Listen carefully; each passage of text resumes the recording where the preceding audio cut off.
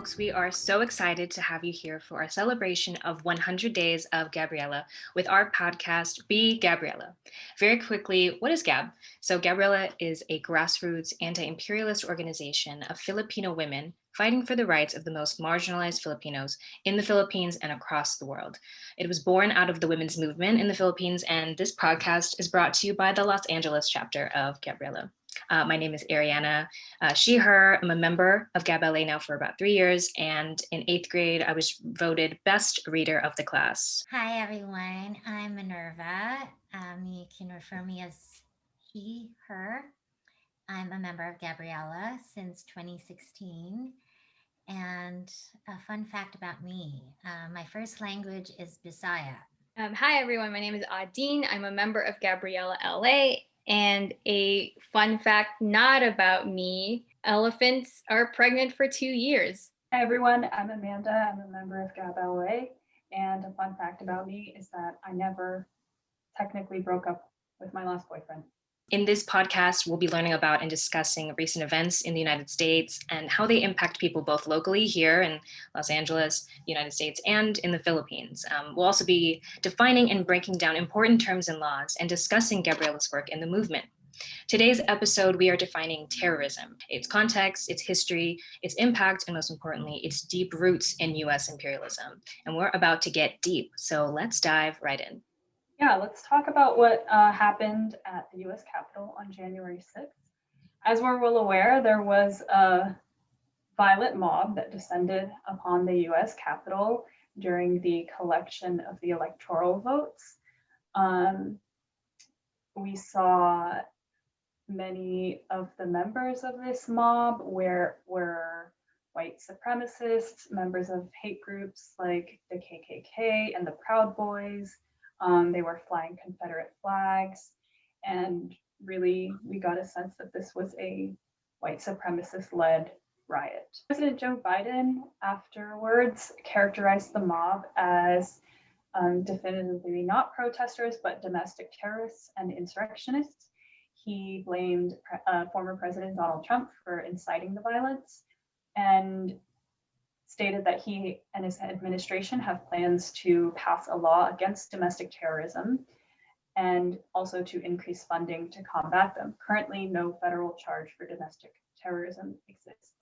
We saw a fair deal of lawyers and human rights advocates kind of giving a backlash against this, primarily Hina Shamsi, director of the ACLU's National Security Project, as well as Manar Wahid, ACLU Senior Legislative and Advocacy Council, pointed out in a piece for NBC News that there's been a decades-long pattern of responding to white nationalist violence with anti-terror legislation.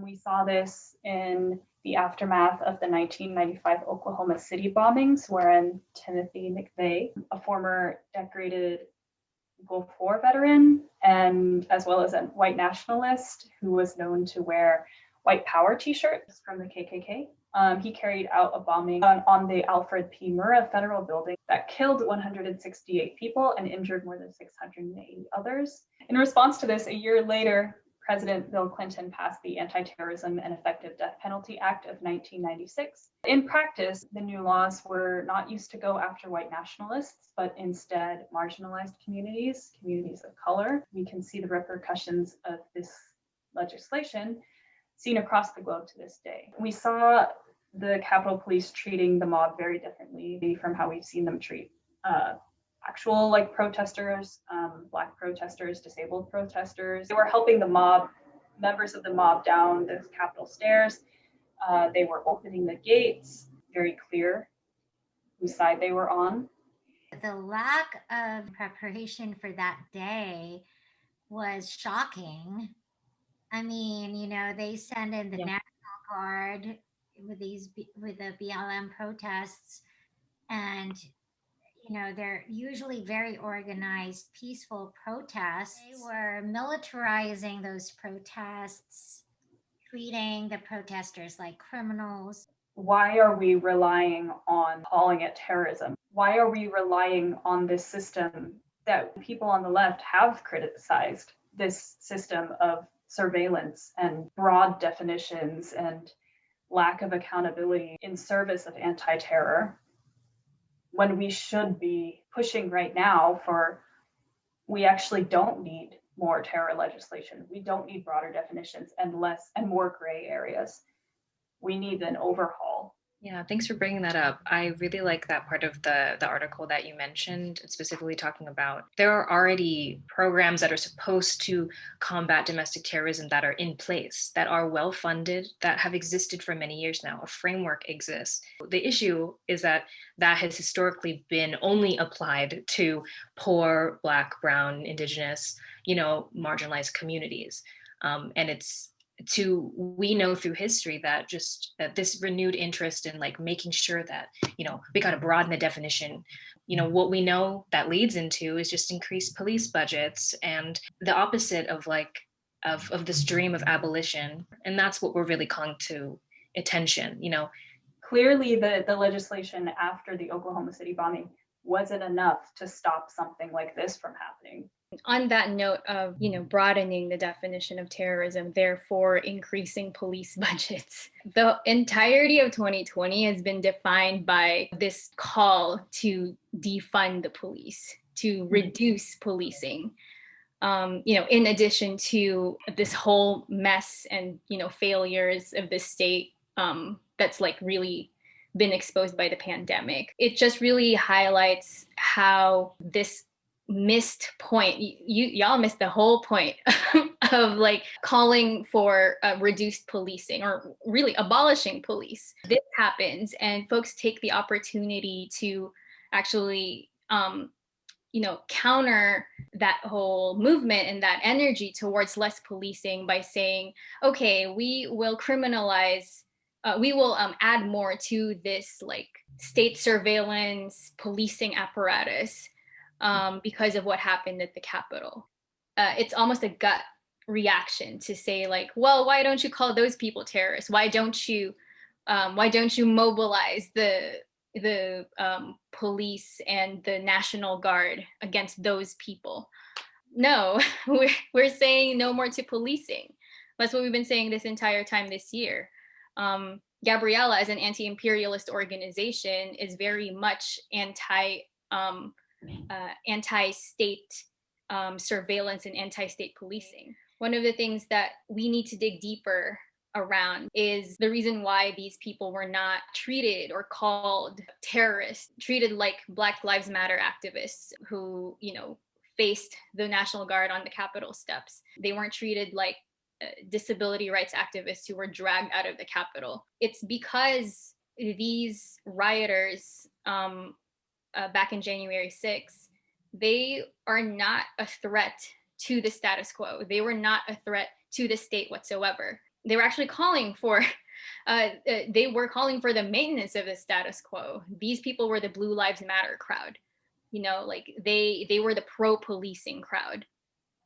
I know people talk a lot about how the Capitol Police let the rioters enter, but I think one part of the conversation that we don't talk about enough too is that a lot of the rioters were people who were on active police, not on duty, but they were on the police force all over the country. They were law enforcement. They were servicemen. They were veterans, people who really took up the state apparatus to police and militarize. That's why they're not terrorists. Even like the definition, the entirety of like the American idea of terrorism means people who are trying to undermine the United States. They really wanted to support their champion of, outright racial hierarchy, this champion of, American oligarchs, really like the champion of like corporate exploitation. Those things are all the status quo, and they wanted him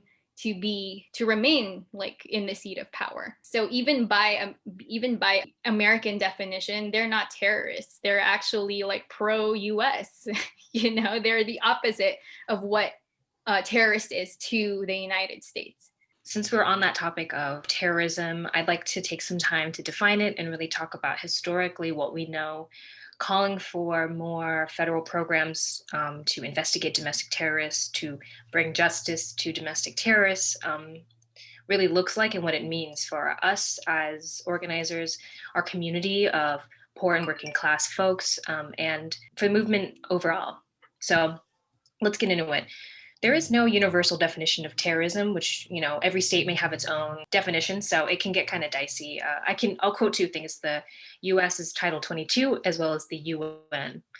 In the UN, terrorism is defined as criminal acts intended or calculated to provoke a state of terror in the general public, either a group of persons or particular persons, for political purposes, and which are in any circumstance unjustifiable, whatever the considerations of a political, philosophical, ideological, racial, ethnic, religious, or any other nature that may be invoked to justify them. The US uses a simpler definition to define terrorism under Title 22. Terrorism is defined as premeditated, politically motivated violence perpetrated against non-combatant targets by sub-national groups. Generally, the term terrorism used, not maybe in a nationalistic definition, is seen as the use of violence or the threat of violence in the pursuit of political, religious, ideological, or social objectives.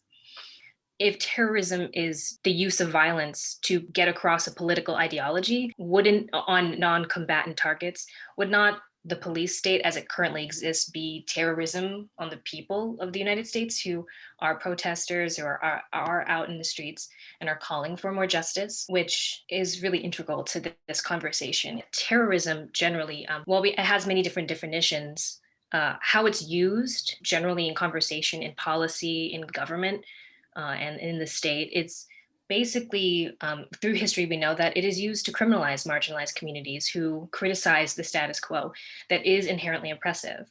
That's part of our understanding as Gabriela as being anti-imperialist, is we recognize the US's role in imperialism across the globe, but specifically in the Philippines, and how that is terror put upon, our families back home and people both here in the United States through the police state, as well as internationally through their military and different unequal trade agreements, other types of policy. There is a great article from the Washington Post, Diala Shamas, who Amanda mentioned earlier, Tarek Z. Ismail, also are the authors of it, and has a really great understanding of what happened earlier in January, and linking it to the realities of anti-terrorism policy as it relates to the United States. And I quote from their article, "Terrorism as a legal construct is inseparable from its discriminatory legacy.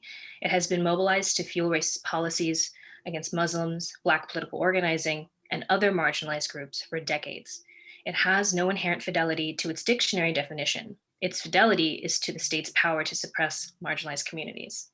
There's a lot of things about that act, AEDPA of 1996, that really is against the sort of restorative, it's against the future that we really want to see in our communities.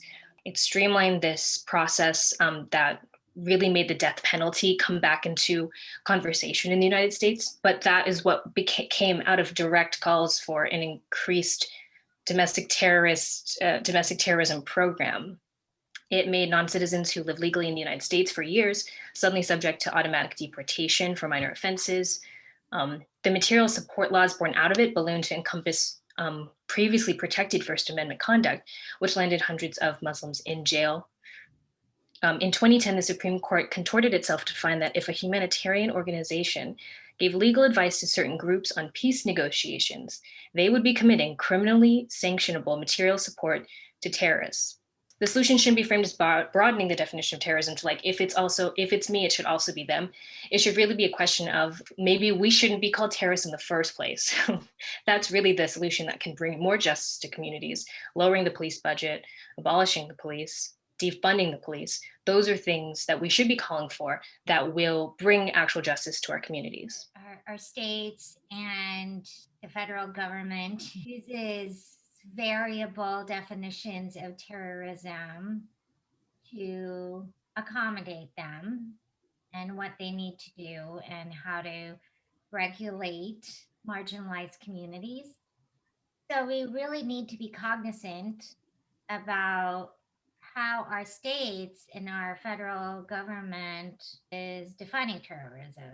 Like, we have to be really kind of careful first to make sure that we aren't labeled as terrorists, because clearly we're not. We're community servants. I mean, we're Filipino Americans, and obviously we do this, our work, to help out fellow Filipinos in the Philippines who don't have a voice. We don't want us to lose our freedoms like our brothers and sisters in the Philippines have. You know, we want to have our freedoms here. So we want to be really cognizant about our work and make sure that we are not labeled as terrorists, but also other our allies and other people from other countries who do our kind of work are also not labeled as terrorists, and to really call the government out when they label any one of us terrorists. You know, on the note of opposing the United States when, you know, it comes and, you know, tosses that label around, that danger has been around for a long time. You know, comparing what happens in the United States around the whole like concept of domestic terrorism versus in the Philippines. Obviously, the Philippines is much more horrific and explicit about the state committing violence against its own citizens.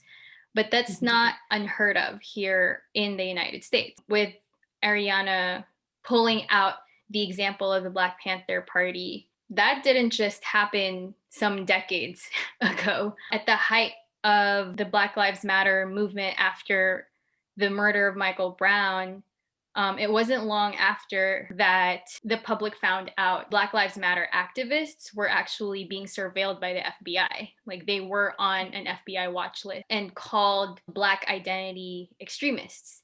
Expanding Minerva's point, it's not about like avoiding that label, rather like destroying the whole concept. Domestic terrorism or terrorist at its root is this tool by empire, this tool by the ruling class, by the ruling state, to justify any attempt by, you know, the masses, any attempt by the regular person or people's organizations, grassroots organizations, to expose and call out and oppose the state's own form of terrorism, the state's violence. I think like just one point that we need to tease out is the state's violent policing and the state's own form of terrorism against its people. It is something that crosses party lines with like the Democrats running on this past presidential election, the Democrats running on reforming police,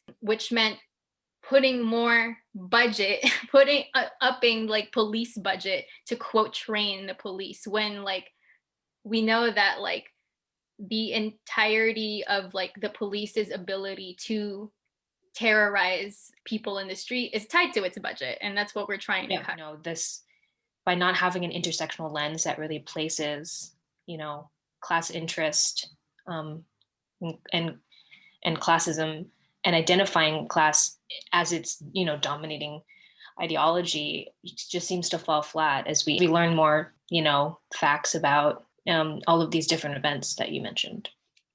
Just on the note of the definition of terrorism to be something perpetrated by brown people outside of the United States territory. I think something also that like we don't talk about, or we need to really like dig deeper about, is that came to be because our definition stops at, oh, like why are these like brown people from the global south hate the United States? Why are they attacking the United States? That like very narrow analysis is what has defined terrorism like in the American imagination, when we don't really ask why that is. Like, why is the United States in global south territories in the first place? What brand of their terrorism are they wreaking havoc on all these global south countries that regular people and activists have decided to be like vigorously vocal against the United States presence or United States activity in their own countries. Activity, such a mild way of saying war, counterinsurgency, corporate sponsored ethnic and indigenous cleansing for resource-rich land, for oil. So it really does trace back to the United States criminality rather than brown people in the global South. Obviously, I think for our first episode, we definitely uncovered a lot of cans of worms. But this is very important. I think we all should have these discussions continually because this will only help us in clarifying our goals, our purpose, and our intentions, and how we can actually be really of service to our fellow brothers and sisters in the Philippines. Yeah, that's it for today's episode in terrorism. It's important to be able to break these things down and demystify them so we can better understand what's really going on and get organized and involved in dismantling these oppressive systems. And thank you so much for listening. Thank you for supporting our first episode. Yay! And tune in to the next episode where we'll be talking about the act of terror tagging and how we can continue to defend Filipino women on the forefront of the fight for human rights in the Philippines and here abroad. This has been part of 100 Days of Gabriela. Please connect with us on Instagram and Facebook at Gabriela Los Angeles or go to our website at gabrielala.org. So please come and join us, Gabriela Los Angeles. All right, y'all. What's better than keeping it 100? Yeah. 100. Hey, Inga, take care. See you next time.